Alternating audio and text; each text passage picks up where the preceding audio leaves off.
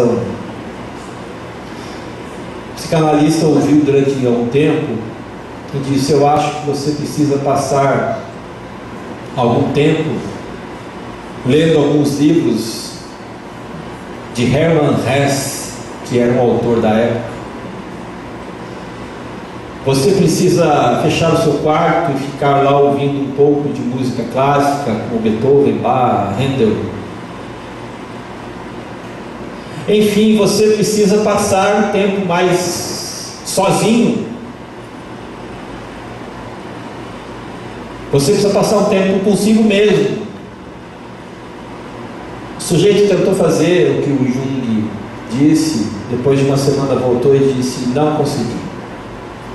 Ele disse: você fez o que eu mandei? Ele disse: eu fiz, mas eu não consegui ficar e nem cumprir a tarefa que você me passou.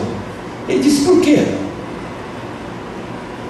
Ele disse: doutor, eu não consigo pensar numa companhia pior para mim do que eu mesmo.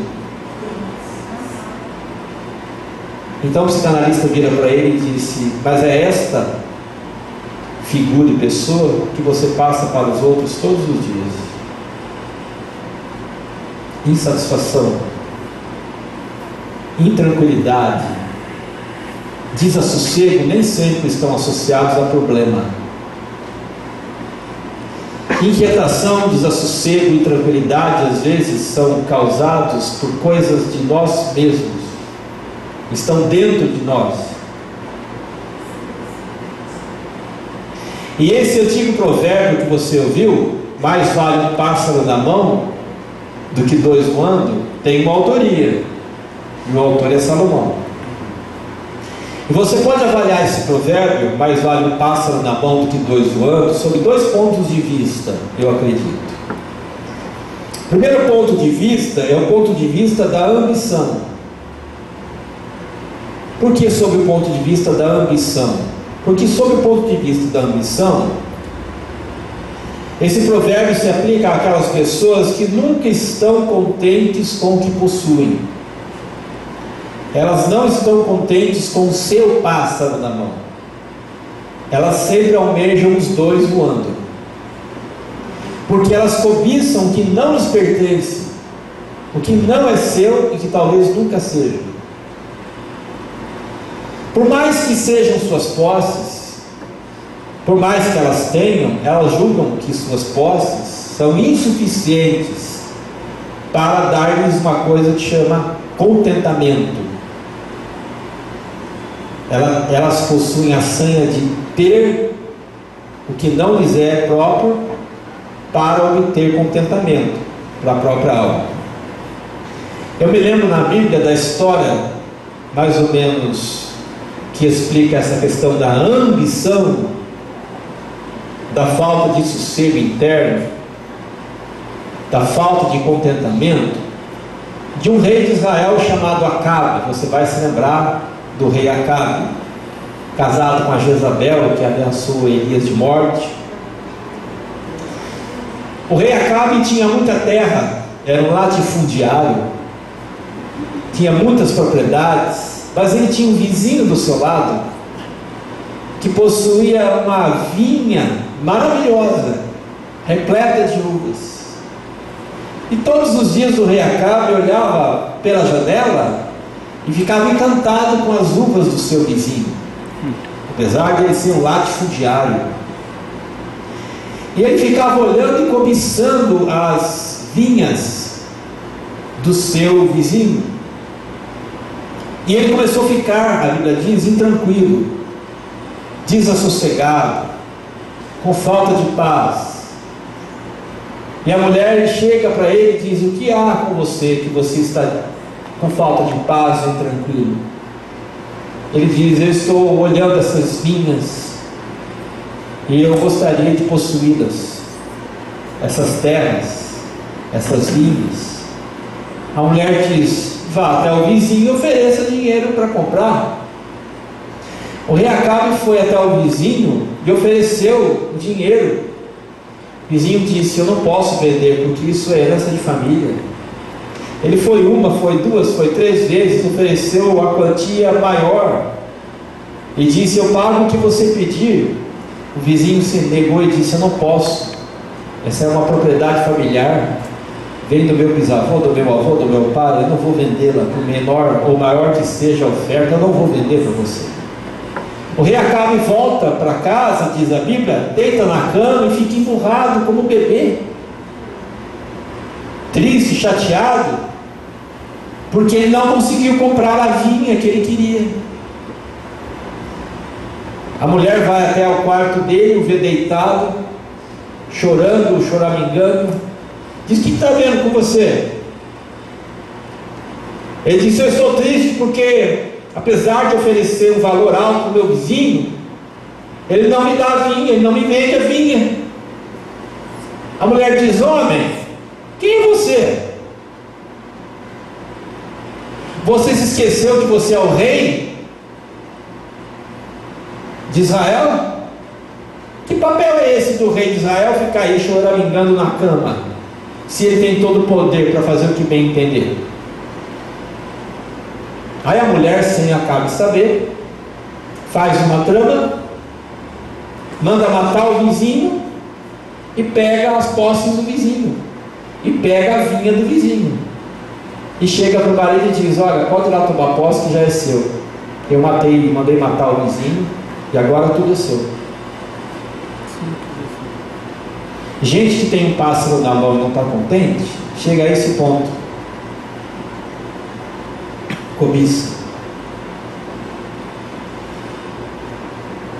Agora, se a gente olhar essa história e essa frase, mais vale um pássaro na mão do que dois voando, sob o ponto de vista da ansiedade, querer ter dois pássaros na mão significa ter medo de não ter pelo menos um amanhã.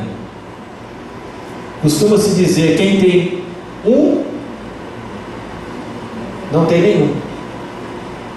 Então parece que sempre a gente tem que ter dois, porque se eu tiver um carro, esse carro pode quebrar, eu tenho que ter dois. Eu tenho que ter duas motos, porque se uma quebrar eu tenho outra.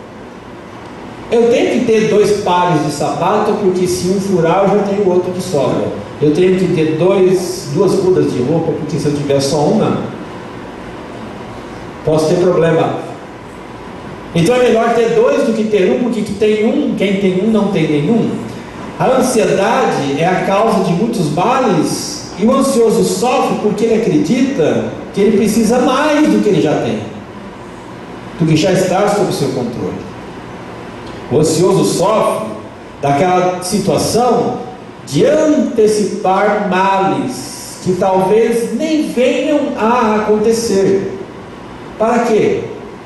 Para se sentir seguro e protegido, e para dizer: eu tenho para amanhã.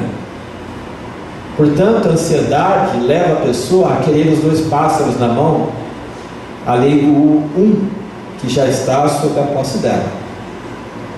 Nessa manhã eu queria compartilhar com você um conselho de Salomão para começar bem o ano: contentamento. Cultive o contentamento na sua vida, porque nós vivemos numa sociedade que desabona, desaprova e condena o contentamento, e que diz para você e para mim: nunca fique contente com aquilo que você já tem, ou nunca se satisfaça com quem você é. Queira sempre mais, almeje sempre mais, sonhe sempre mais, aspire sempre mais.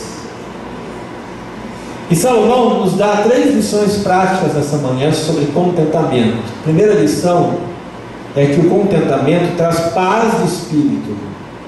Você quer ter paz de espírito? Aprenda a cultivar o contentamento. Porque Salomão fala que quem tem um pássaro na mão é mais tranquilo do que aquele que pensa ter ou aspirar ou querer 2 voando. A tranquilidade é um estado de espírito interno. E essa tranquilidade eu desejo e você deseja. A gente pode dar outros nomes para ela: serenidade, quietude. Agora, estar sereno, tranquilo, não significa deixar de experimentar contradições do ser humano nesse mundo caído. Estar tranquilo não significa não ter dificuldade na vida, não ter problema para resolver. A serenidade não exclui a ansiedade, só que a serenidade é a resposta, a única, para a ansiedade.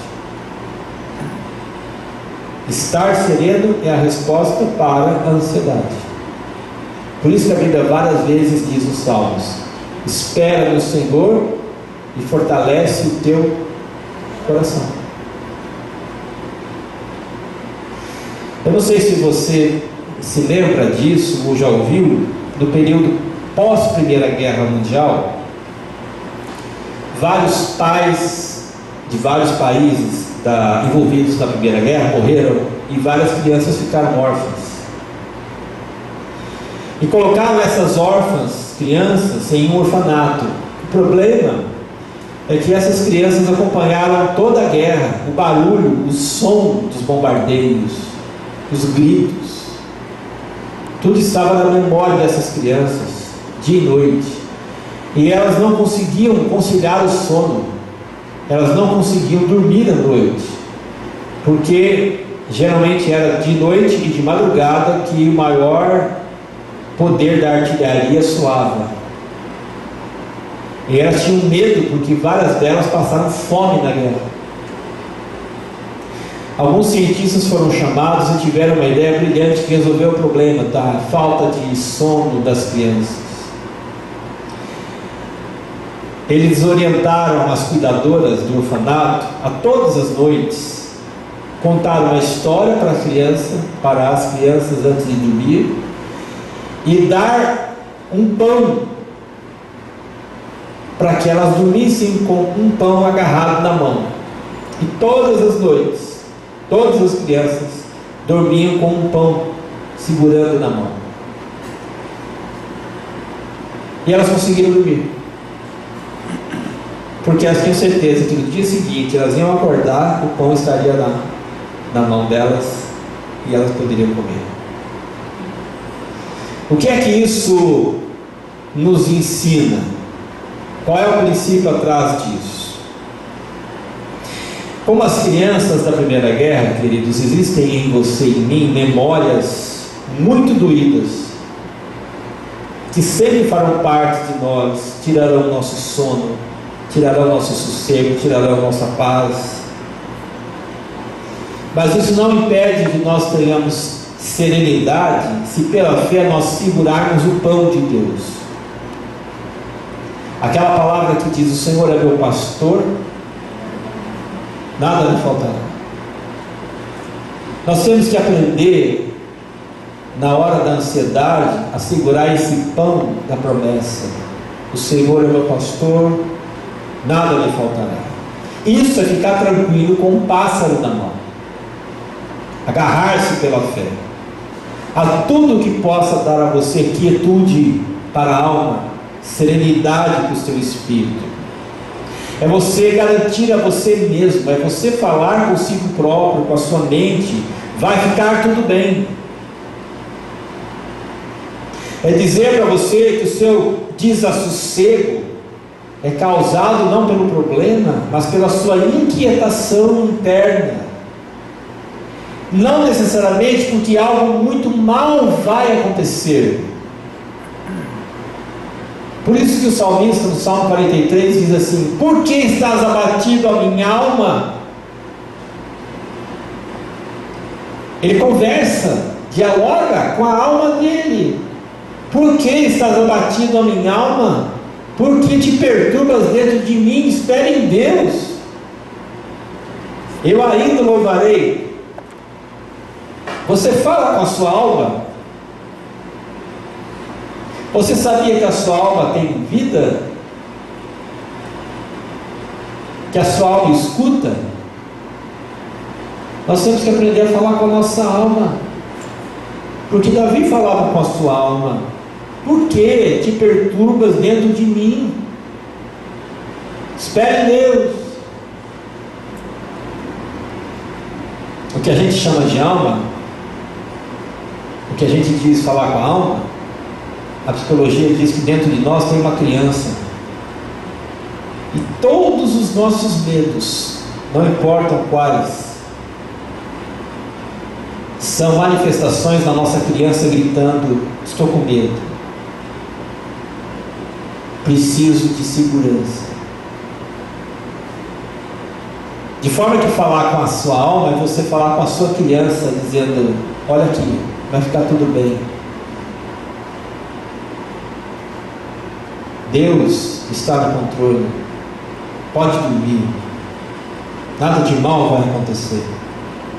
Sabe por quê, queridos? A maioria dos seus medos, a maioria dos meus medos na vida nunca vão se cumprir. Nunca. Eu e você estamos povoados, nossa alma está infectada por medos. O que eu quero dizer é que a maior parte deles é fantasia de criança. Não vão se cumprir. Não vão se realizar. São medos sem fundamento, sem base. Por exemplo, eu não sei se amanhã o meu emprego será garantido. É medo infundado. Por que infundado? Porque você não conhece o pensamento da sua empresa, não conhece o pensamento do seu superior, não sabe quais decisões estão sendo tomadas agora, não tem a menor ideia de controle sobre o que pode acontecer ou não. Medos infundados, sem base. E todos esses são fantasias que vão remeter ao nosso medo infantil. Porque você sabe qual é o maior medo infantil? É perder o pai ou a mãe, é ser abandonado pelo pai e a mãe. A pior coisa para uma criança, por exemplo, em idade escolar, é quando a criança sai ao meio-dia e o pai ou a mãe chegam 1h30 da tarde para pegá-la na escola. Você não faz ideia do pavor que a criança sente, porque ela imagina tudo, que o pai a deixou, que a mãe a abandonou, que ela está sozinha. Por isso que às vezes você ouve dizer de criança que fica chorando na escola porque o pai atrasou para chegar, a mãe atrasou para chegar. Ela tem pavor do abandono. É o pior medo de uma criança. E nós crescemos, mas crescemos com a criança dentro, de forma que nós somos a origem das nossas tempestades internas. Então, quando acontecer isso, a sua alma estiver atribulada, cheia de medo, lembra aquela passagem de Jesus no barco. Eles estavam atravessando o barco, começou uma tempestade, Jesus estava dormindo. Aí eles acordam e dizem para Jesus: não te importas que morramos? Olha que medo infundado. O barco estava com água, só que eles já se achavam, se consideravam mortos antes do barco virar. Não te importa que morramos? Medo infundado. Jesus acorda, dá uma espreguiçada, fica de pé e diz para o vento: cala-te, emudece. E o vento. E aí ele vira para os discípulos e diz para eles: por que vocês têm tão pouca fé assim? Por que ele está dizendo isso? Sabe por quê, gente? Por uma razão simples. Eu estou aqui no barco. Por que vocês têm tão pouca fé assim? Vocês acham que o pai iria deixar o barco virar comigo dentro? Nós temos que lembrar que Jesus já entrou na nossa vida. Por que a gente tem tanto medo se ele está dentro do nosso barquinho, da nossa vida, da nossa alma? Não é? Não podemos esquecer que Jesus nos acompanha em todas as travessias da nossa vida, todas. Mares calmos, mares agitados, vento sereno ou tempestade. E sempre é Ele que vai dizer para a sua alma: cala-te, silêncio, aquieta. De forma, queridos, que contentamento, o fato de você saber que tem na mão a promessa de Deus, o Senhor é meu pastor, nada lhe faltará, pode trazer paz ao seu coração. A segunda verdade é que o contentamento nos livra de um pecado, o pecado da cobiça. Salomão diz que quem olha os dois pássaros voando, é melhor ter um pássaro na mão do que dois voando e viver aflito. Por que viver aflito? Da onde vem esse estado de aflição? Estar em aflição é você ver os dois pássaros voando sem poder pegá-los. Essa é outra causa da inquietude da alma. Dois pássaros voando é o desejo de você ter o que você não tem certeza de que vai conseguir. Sabe por que os pássaros estão voando? Eles estão no total domínio da capacidade deles. É difícil pegar um pássaro voando. Tenta pegar um beija-flor no voo do beija-flor. Impossível. Com a mão. Não pega. Quando os pássaros voam, eles estão no total domínio das suas capacidades. Agora, muita coisa voa por cima de nós. Voa por cima do nosso imaginário, voa por cima da nossa cabeça, seduzindo o nosso corpo, nossa mente, nos levando ao desejo de posse, de querer agarrar aquilo que está voando. A gente quer agarrar aquilo, mas aquilo está solto, está voando. Isso aí pode ser um simples objeto, pode ser um cargo, pode ser uma carreira, pode ser um título, pode ser uma pessoa, mas eles estão lá voando soltos, nem ligando para você, nem dando atenção para você, mas você cobiça, só que você não consegue apanhá-los. E a gente sofre por causa da liberdade deles. Eles estão livres e soltos voando, e nós não conseguimos pegá-los, e ficamos cativos dos nossos desejos. E muitos de nós somos escravizados pelos desejos de cobiçar o que não temos. Por isso que eu quero lembrar o que o Tiago, na sua carta, diz no capítulo 4, do verso 1 ao verso 3. Ele diz assim para a gente: de onde vêm as guerras e contendas que há dentro de vocês? Não vem das paixões que lutam dentro de vocês? Vocês cobiçam coisas e não as têm, matam, invejam, mas não conseguem ter o que desejam. Vocês vivem a lutar e a fazer guerras e não têm, porque não pedem. Quando pedem, não recebem, porque pedem por motivos errados, para gastar em seus prazeres. Há várias lições aqui na carta de Tiago.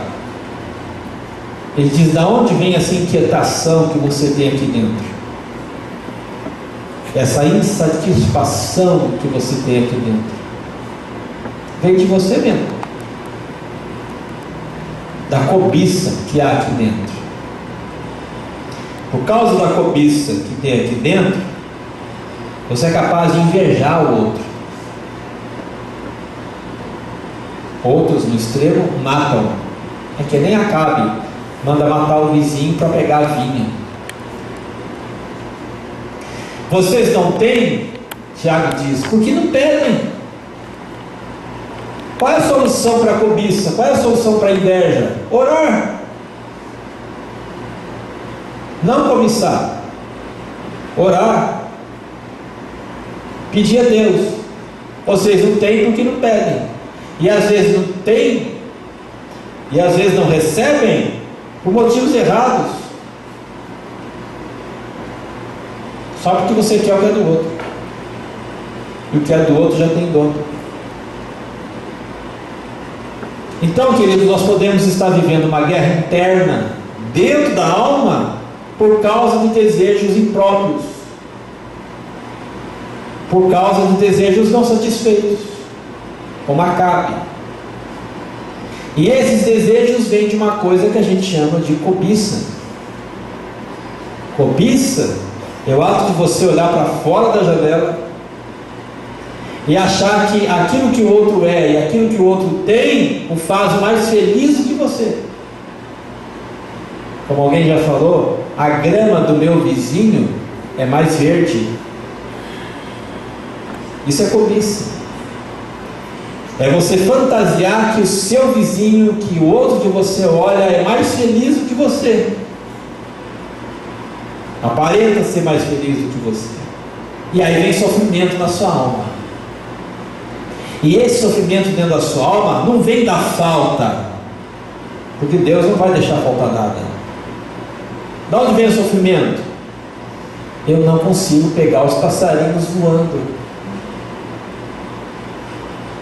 Vem da cobiça.